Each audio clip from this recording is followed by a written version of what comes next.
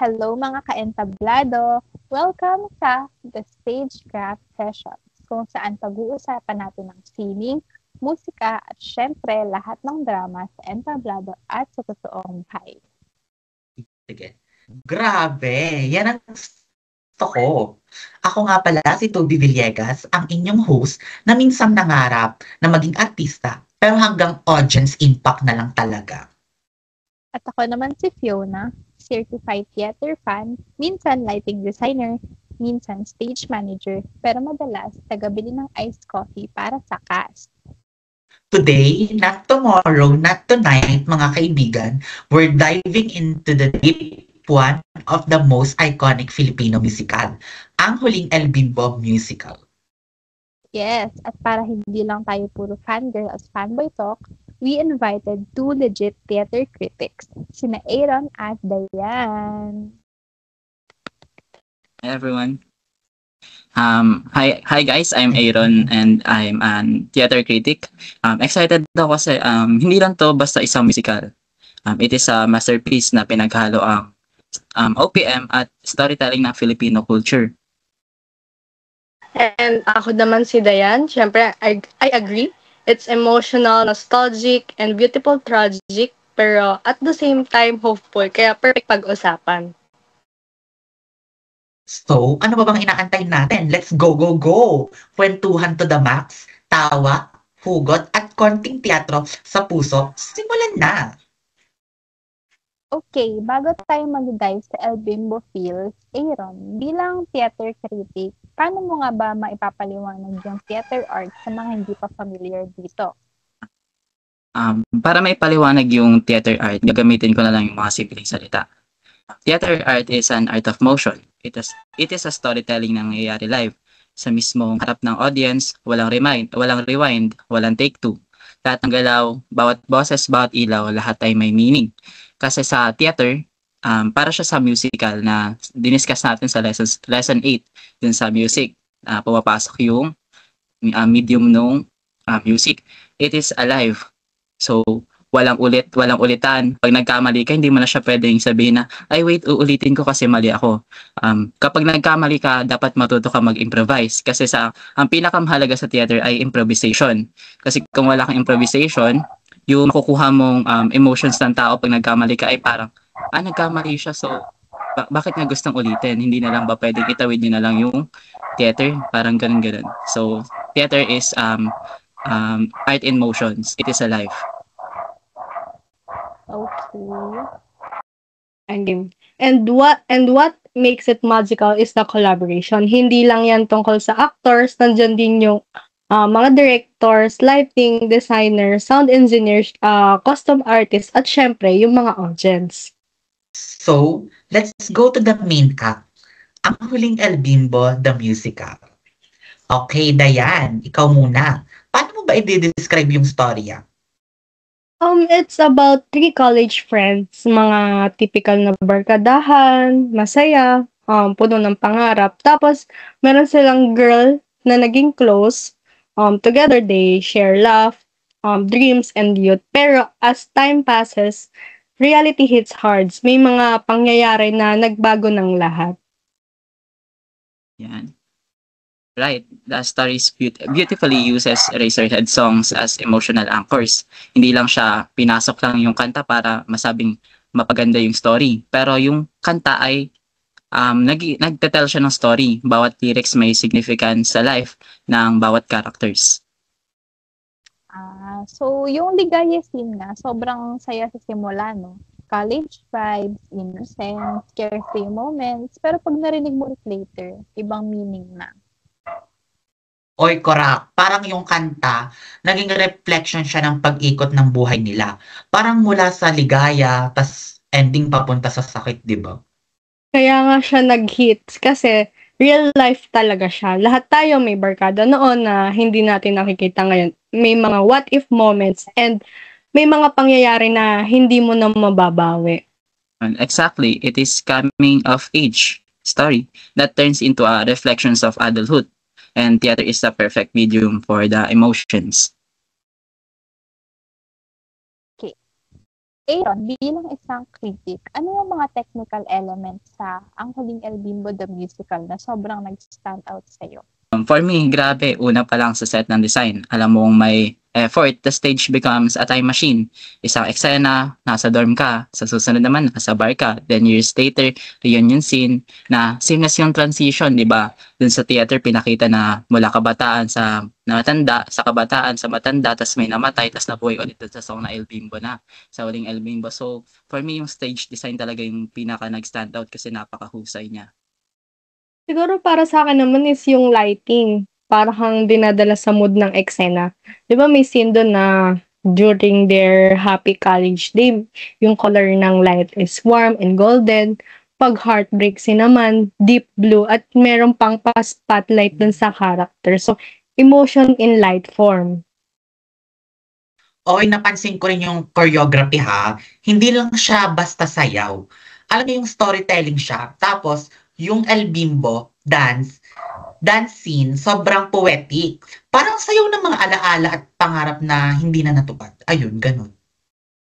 So, ayun, syempre, napansin ko din dyan yung music direction. Familiar songs, pero rearranged in ways that make you feel something new.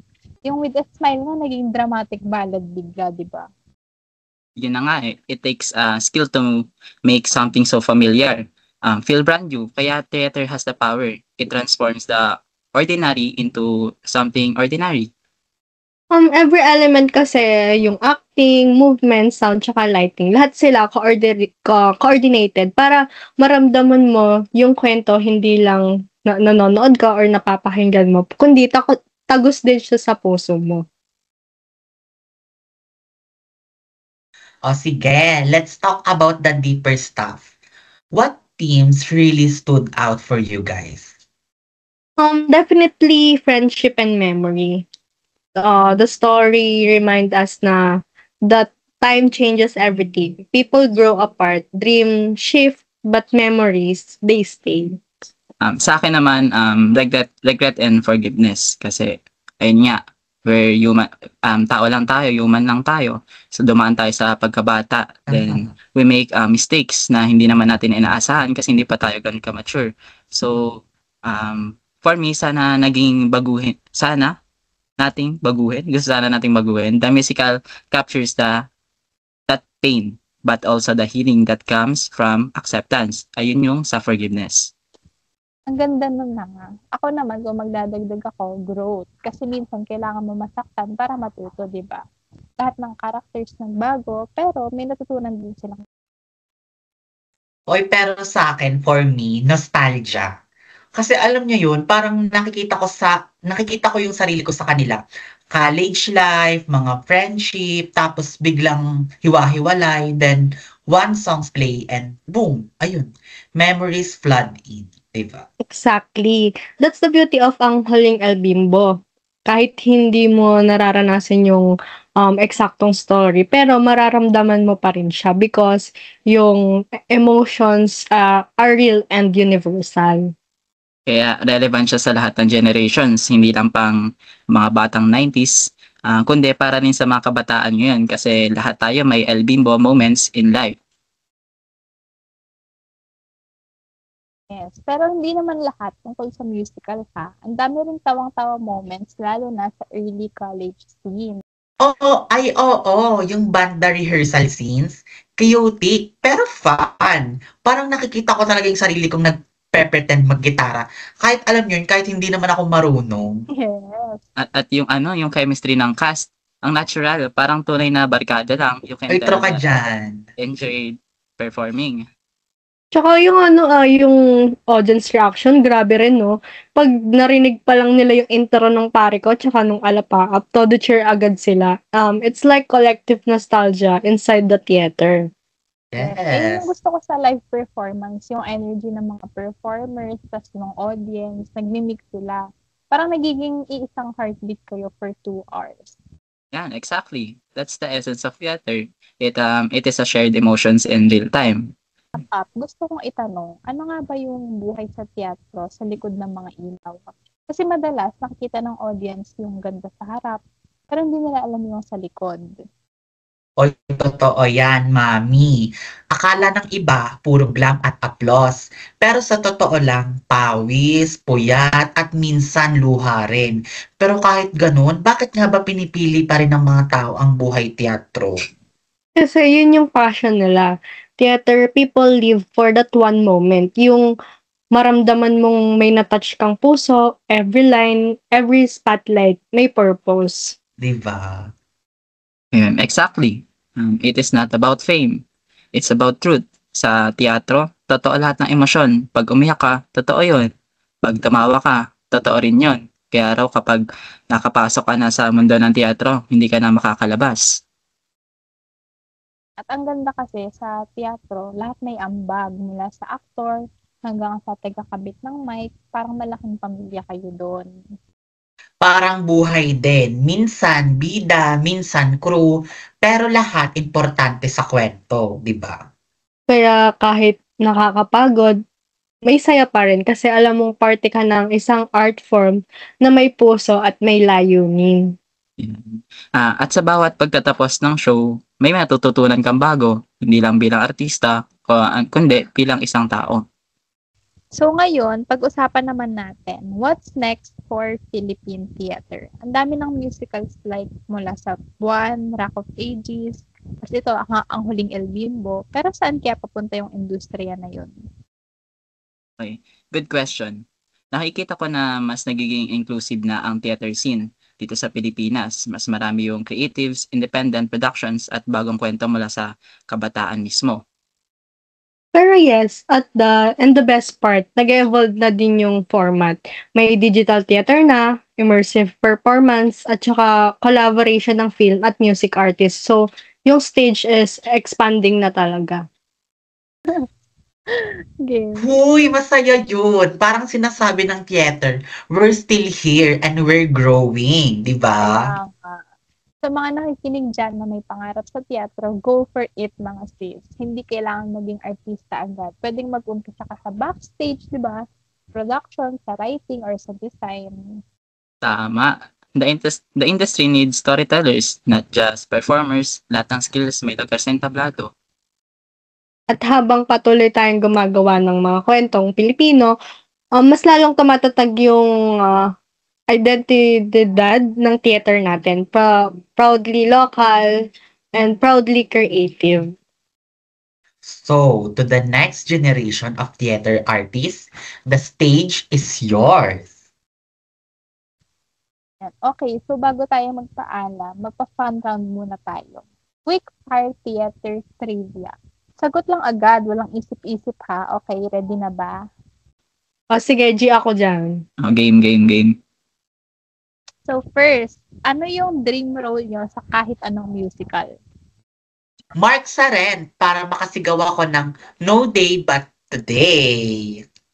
Ako naman kay Jean Valjean sa Las Miserables para masabi ko yung word na epic energy. Ako naman dun sa Elphaba sa week, gusto kong mag green makeup tsaka sumigaw ng Defying Gravity. Ako naman, si Esmeralda sa Notre Dame de Paris.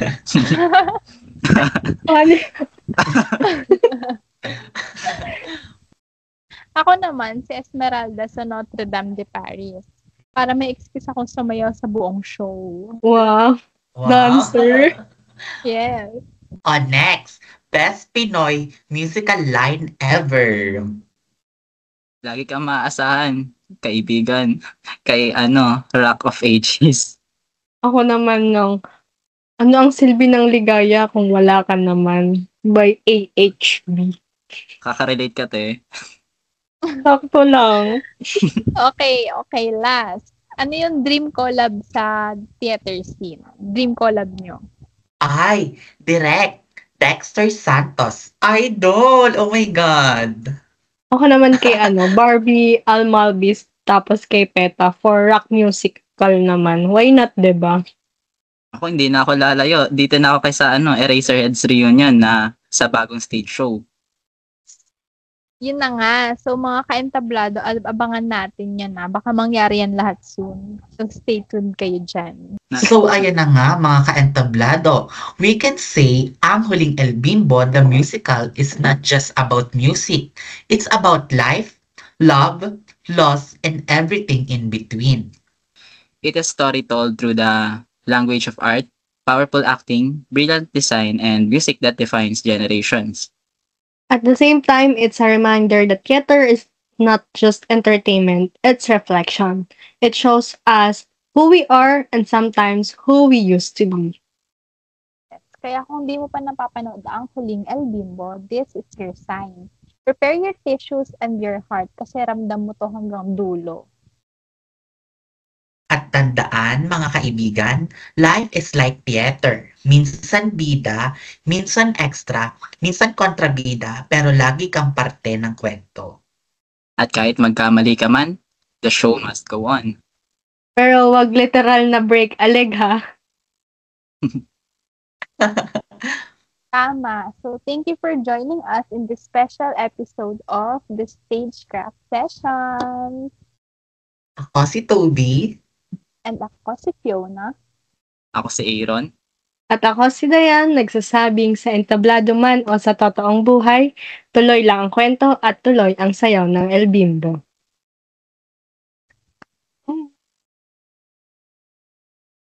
Tapos Ay, na. nakis. Tapos Gusto ko yung gumaners pa siya. Oo, di ba?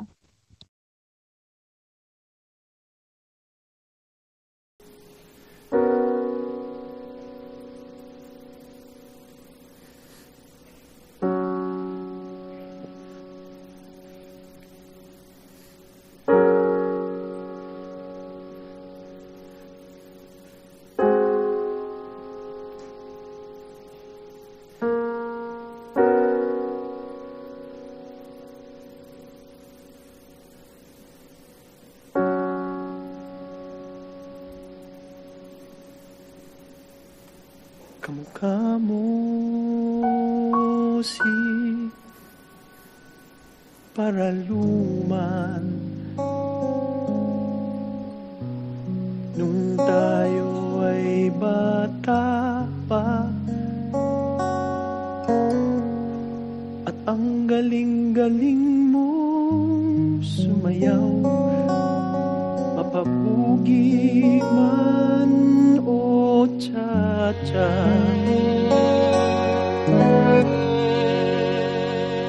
Ngunit ang paborito ay pagsayaw mo ng El Bimbo. Nakakaindak, nakakaaliw, nakakatindig, balahibo. Pagkagaling sa eskwela ay didiretso na sa inyo, at buong maghapon ay tinuturuan mo ako.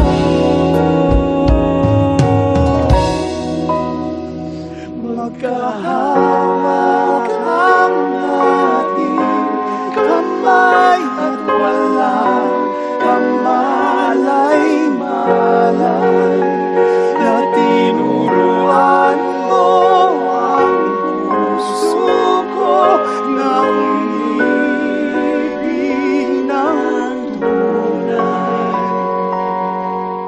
Naninigas ang aking katawan, bagong ikot na ang plaka, sabay sa kembot ng bewang mo at ungay ng iyong mga mata.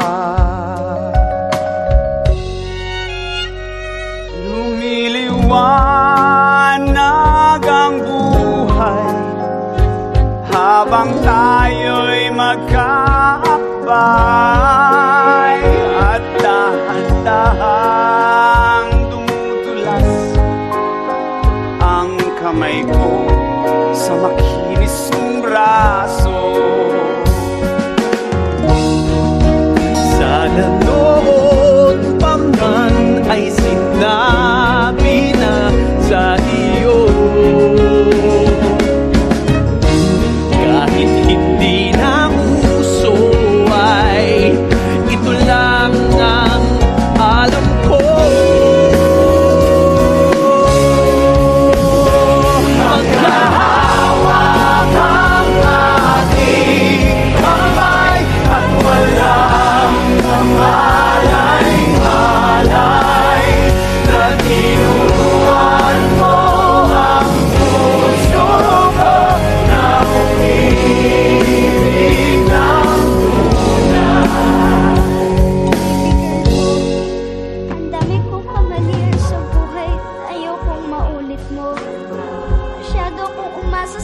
pagmamahal ng iba.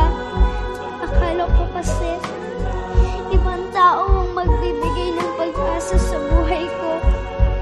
Ilang beses ako umasa sa ibang tao, pero lagi sabi ko, gusto ko lang sabihin sa'yo na nung dumating ka sa buhay ko, nag-iba lahat. Babalik sa Mama Ligaya. Hintay ka lang, baby ko. Mama.